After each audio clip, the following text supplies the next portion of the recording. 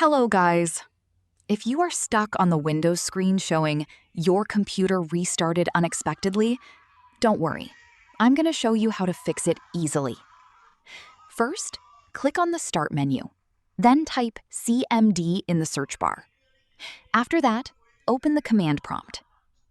In the command prompt window, type regedit and press Enter to open the registry editor. Now you will see a folder structure on the left side. This is where you need to make a small change. Click on H-key local machine, then open System, then go to Setup, then open Status, and finally click on Child Completion.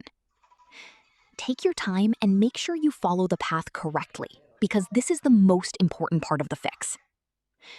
Once you click on Child Completion, look at the right-hand side panel. You will see an entry named setup.exe. Double-click on it and change the value data to 3. Then click OK. After that, close everything and restart your computer. Once it boots again, Windows setup will continue normally, and the error will be gone. And that's it. Your issue is fixed. If this video helped you, make sure to like, subscribe, and share it with others who might be facing the same problem.